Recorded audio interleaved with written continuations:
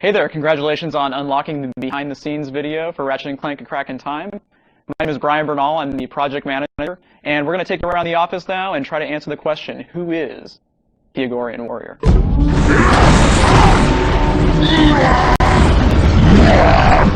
When we first set out to create all the different factions in RCF2, we decided that we wanted it to be, in a lot of ways, almost like a version of high school. You have the arachnoids who are kind of the geeky IT guys that kind of sit off in their own little table in the cafeteria.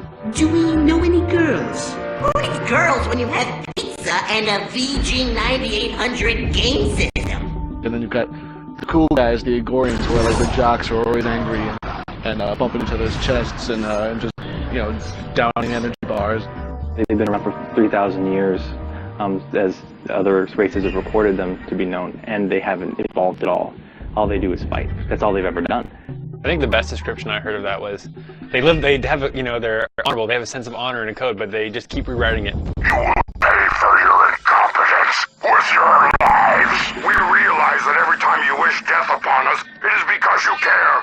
You know, me and Brian Algar, we wrote up a whole character breakdown of all like the character traits that we wanted, and we wanted them to be very honorable creatures, and we want to have this code of ethics that always kept changing. And then, you know, we took that, we showed it to the artists, and we had Greg Baldwin and Dave Curtin start sketching things up. They came back at us with some really funny stuff, and that's when it got sent over to the animator. So we tried to give it like enough of an outline where everyone had a large canvas to work from, but we still wanted to leave a lot of room for people to put their own stamp on it.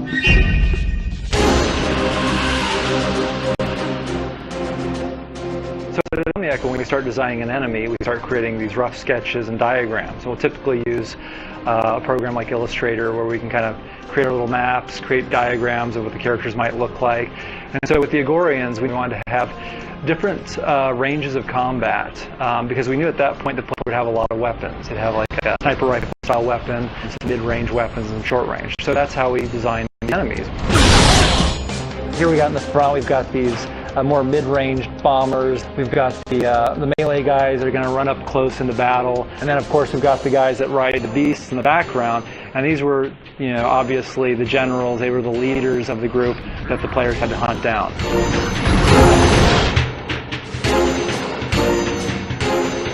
Usually for us, it's good enough just to have a drawing that really kind of captures the feel of the character, and it's up to us just to interpret that and put that into 3D. For this model, we had about maybe a week and a half to really get the high res down before we started going for the actual game asset. And once that's all done, it's sent on to Rig and the animators, and then we get a living, breathing character that you're going to see in the game.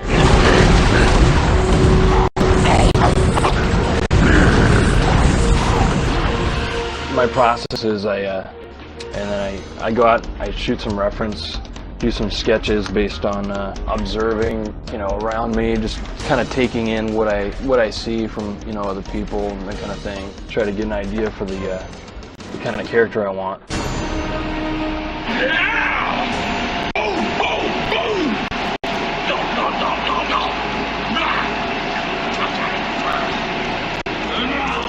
You know, cinematics, you have close-ups, and so you can get these subtle things going on in the face.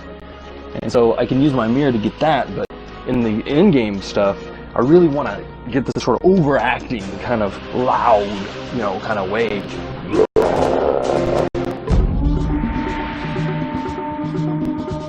Here at Insomniac, it's painfully obvious that everyone puts a little bit of themselves into every character they work on. Initially, they wanted to animate specifically to growl sound effects. So I growled and yelled and made myself worse one day, yelling in my office. Of course, I drew on my experiences in high school because I was a varsity football player. I think it's obvious. There's been talk that this Agorian warrior resembles me a little bit, but I don't see it at all. I couldn't even keep a straight face through that one. I definitely wasn't the IT guy. I don't draw inspiration from people with the office necessarily. So as far as who the Agorian warrior is, you know, I couldn't really say. I don't know.